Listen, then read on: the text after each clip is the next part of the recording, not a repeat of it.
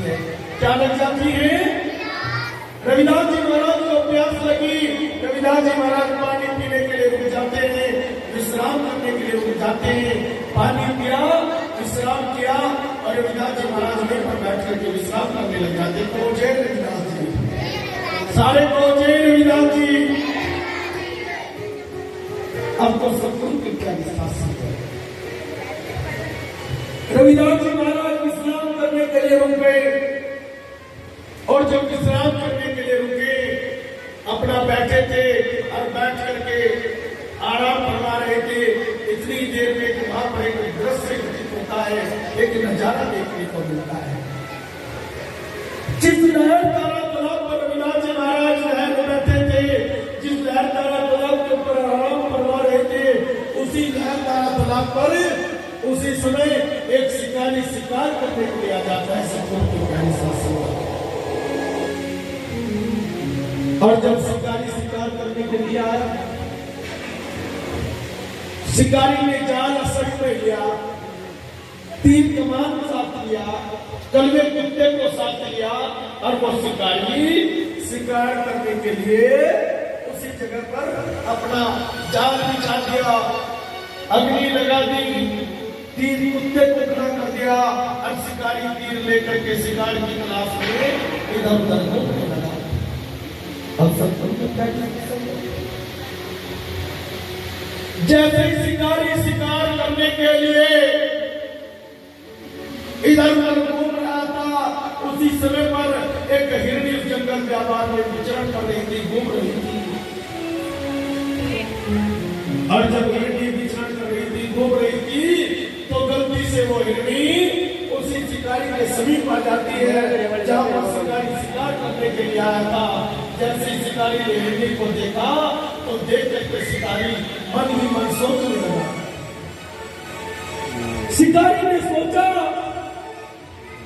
अरे यार तो बड़ा अच्छा समय है, आज मैं हिरनी का शिकार करूंगा, इस हिरनी को मारूंगा। और शिकारी तीर लेकर के हिरनी के पीछे दौड़ पड़ता है।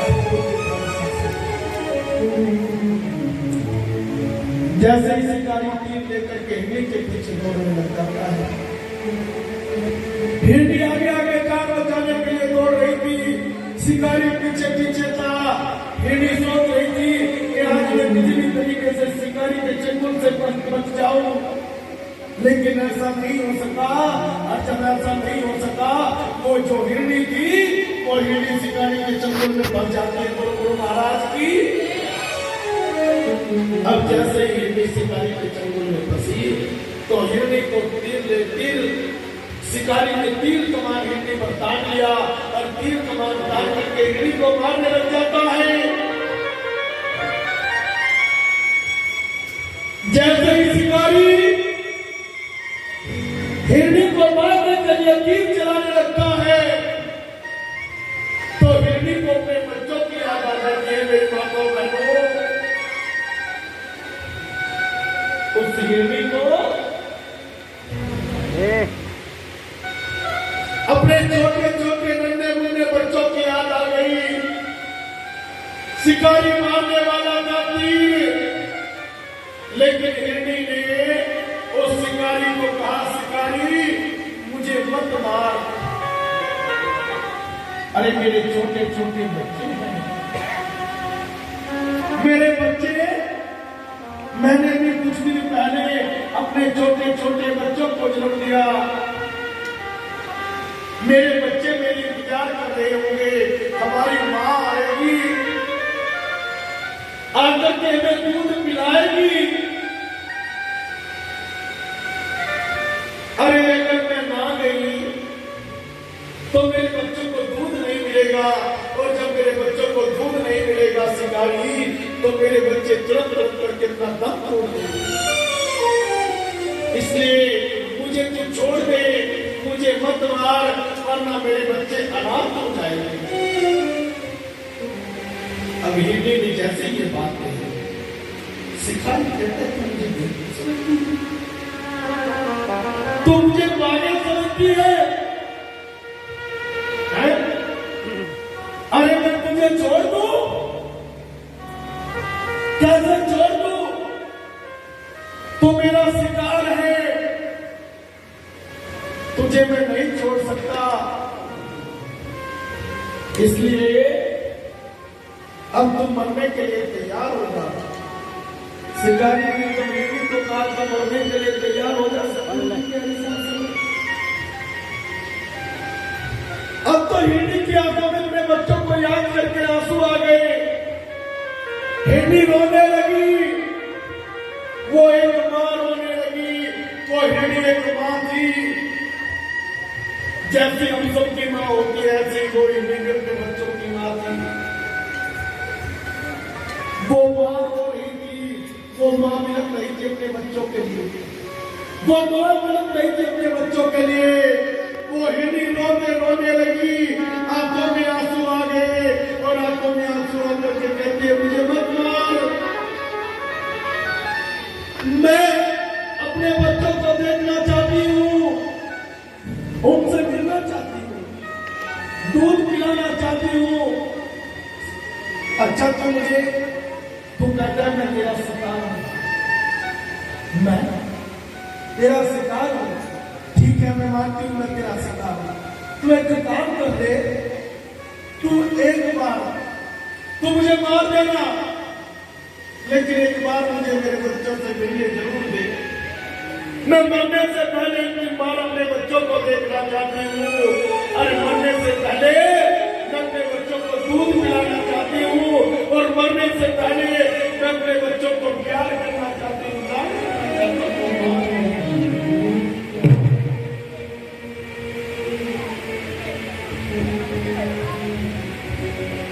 इतना प्यार करेगा तो,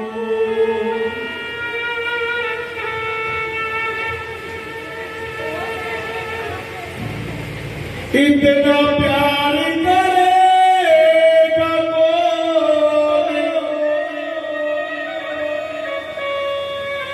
और जितना करती है।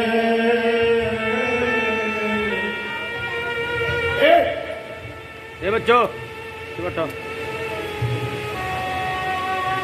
इतना प्यार करेगा कौन जितना मां करती है।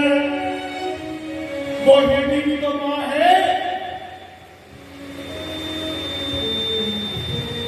मां क्या है? 20 रुपये मोहित सनों पे संसे। मां क्या होती है? ममता किसे कहते हैं? अरे ये तो बच्चों से पूछ करके देखो जिनकी मां नहीं होती। जाओ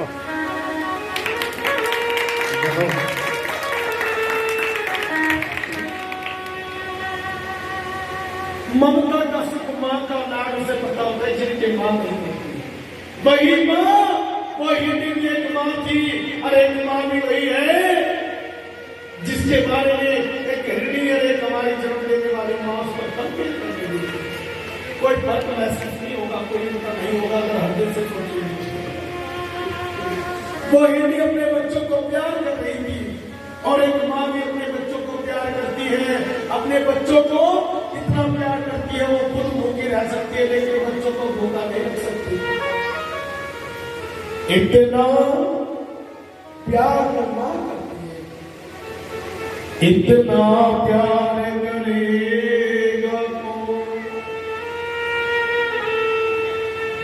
जितना मां करती है। और बेटा जब परदेश को जाए तो मारो यार करती है। उसी हिरनी के साथ साथ अपनी माताओं को जाने दीजिए। इतना प्यार करेगा कौन जितना मां करती है। और बेटा जब परदेश को जाए तो मारना करती है। वही मां हिरनी भी रो रही थी और रो करके कह रही थी एक बार मैं अपने बच्चों को देखना, एक बार दूध पिलाना, उसके बाद मैं वापस आ जाऊंगी सतगुरु की प्यारी साथ संगत। लेकिन वो शिकारी कहता नहीं, अरे तुम मुझे बेवकूफ समझ रही है, तो मुझे पागल समझ रही है। अगर मैं चला गया, मैंने तुझे छोड़ दिया तो तू वापस नहीं आएगी। ऐसी कौन सी तेरी जिम्मेदारी है? क्या तुझे कोई ऐसा है जो तेरी जिम्मेदारी ले ले? जो कोई कह दे कि मैं हिरणी की जमानत लेता हूँ, हिरणी की आंखों में आंसू होती है, किसी का नहीं, कौन मेरी इस जंगल में जमानत लेगा? इस जंगल की आबाद में कौन मेरी जमानत लेगा? कौन ऐसा होगा जो मेरी जमानत लेकर के कहेगा कि तू इस हिरणी को छोड़ दे? बस तू मेरा विश्वास कर ले, तू भी तो किसी का बेटा होगा, तेरी भी तो कोई माँ होगी, क्योंकि माँ तो माँ होती है।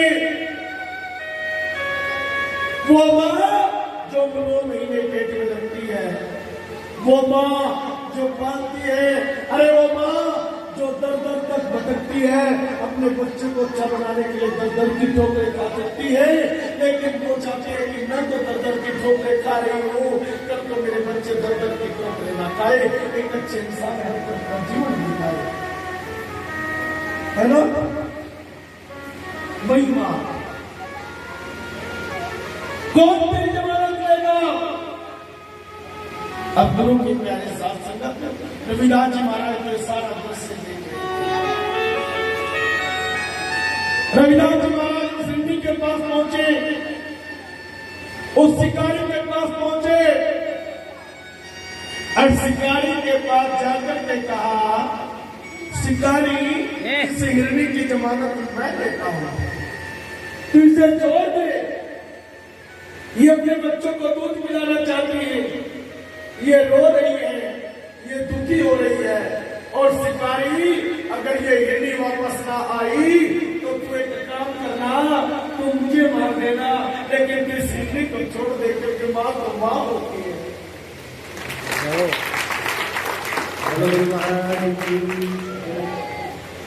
क्योंकि जब मैं बचपन में था,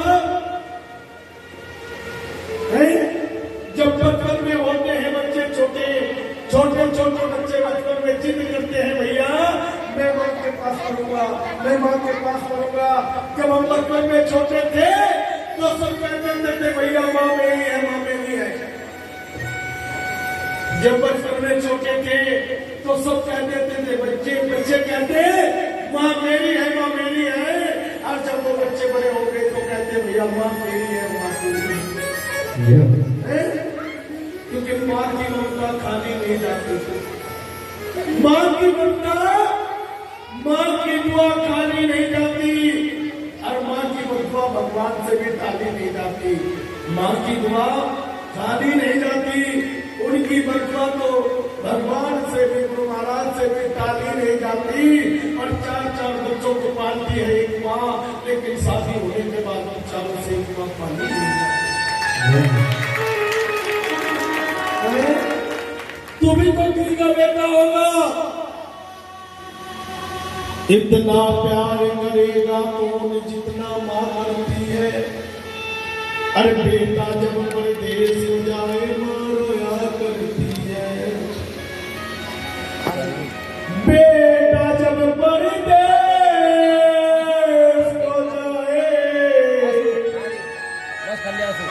बड़े सुंदर भाव है हमारी माताओं के, जो मेरे सामने माता है, और उन बच्चों के लिए जो जिनके माँ बाप है, और उन बच्चों के लिए जिनके सर पर माँ बाप का साया है। वरना बच्चों, उन बच्चों से पूछ करके देखो जिनकी माँ बच्चों के छोड़ करके चली जाती है। उन बच्चों से पूछो जिनकी माँ उन्हें शादी से पहले छोड़ करके चली जाती है। उन बच्चों के सर पर, उन बच्चों पर क्या बीतती है जिनकी माँ नहीं होती, और जिनकी माँ उन्हें बचपन में छोड़ गई, जिनकी माँ शादी से पहले छोड़ गई, जिनकी माँ उन्हें अधूरेपन में छोड़ गई।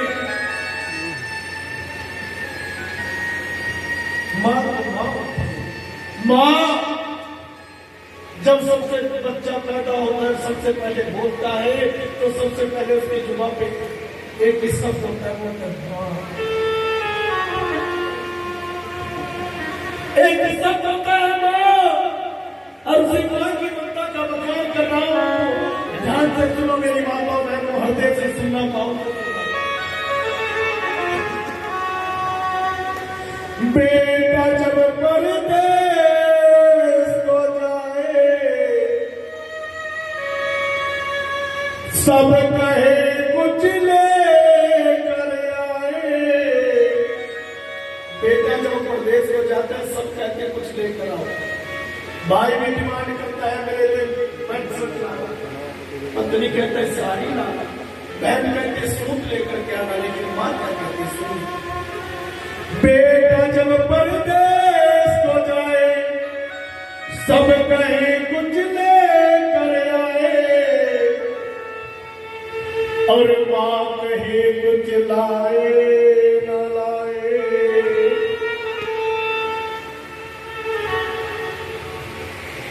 बेटा मेरा वापस आए, लाल मेरा घर वापिस आए। इतना धीरे करेगा को जितना मां धरती है। बेटा जब परदेश को जाए मां रोया करती है, मां रोया करती है। बेटे पे जब संकट आए सब कहे संकट टल जाए। बेटा प्रदेश में है या बेटे में कुछ हो जाता है, अचानक से किसी माँ का बेटा बीमार हो गया, किसी माँ के बेटे का एक्सीडेंट हो गया, या किसी माँ के बेटे पर कोई दिक्कत आ गया, पता नहीं। बेटे पे जब संकट आए सब कहे संकट टल जाए। बच्चे पे जब संकट आता है सब कहते संकट टल जाए, दुख टल जाए, कष्ट टल जाए। लेकिन वो माँ क्या कहती है, वो माँ कहती है माँ कहे मेरी जान भी जाए, माँ कहे मेरी जान भी जाए, अरे लाल मेरा ठीक घर वापस आए। इतना कष्ट सहेगा तो जितना मांगती है। बेटा जब परदेश को जाए मां रोया करती है। वो मां रोती है, जब जन्म देती है तब भी रोती है, जब पालन पोषण करती है तब भी रोती है। और जब बच्चे अपने माँ बाप का, जब बच्चे उस माँ का दिल दुखा देते हैं, वो माँ तब भी एक कोने में चुप करके रोती है, लेकिन कभी किसी से शिकायत नहीं करती। महाराज जी एम्बुलेंस एम्बुलेंस वो तब भी नहीं रोती, इसलिए माँ का दर्जा बड़ा दर्जा है। और जिसने अपने माँ बाप की पूजा कर ली, जिसने अपने माँ बाप को खुश कर लिया, उसने गुरु महाराज को खुश कर दिया। और जिसने अपने माँ बाप को खुश नहीं रखा, उसने किसी भी देवी देवता, किसी भी गुरु को खुश नहीं रखा। इसलिए माँ बाप को खुश रखो, सब खुश हो जाएंगे। अगर माँ बाप खुश नहीं है तो कोई खुश नहीं होगा। बोलो गुरु महाराज की। वही हिंदी की एक माँ रोती है। रविदास जी कहते हैं हिंदी की मैं जमानत लेता हूँ, मुंह में ब्रेक छोड़ दीजिए हिंदी को। ये अपने बच्चों को दूध पिलाना चाहते हैं जाए। हिंदी धन्यवाद करते हैं गुरु जी, आपने मुझे अंतिम बार अपने बच्चों को देखने के लिए मौका दिया। मैं जल्दी से जाती हूँ और जल्दी से वापस आती हूँ। अपने कबीले में गई और कबीले में जाकर के बच्चों को दूध पिलाना शुरू कर देती है। बच्चे 4 वर्ष से निकल करके दूध पी रहे थे। हमारी माँ आ गई और जब बच्चे दूध पी रहे थे तो सतगुरु की प्यारी शासन हिरनी को याद आ गया, आज तो मैं अंतिम बार दूध पिला रही हूँ, इसके बाद तो मैं मर जाऊंगी। शिकारी मुझे मार डालेगा। अब शत्रु की प्यारी शासन हिरनी की आंखों में आंसू आ जाते हैं ये बात सोच करके। जब हिरनी की आंखों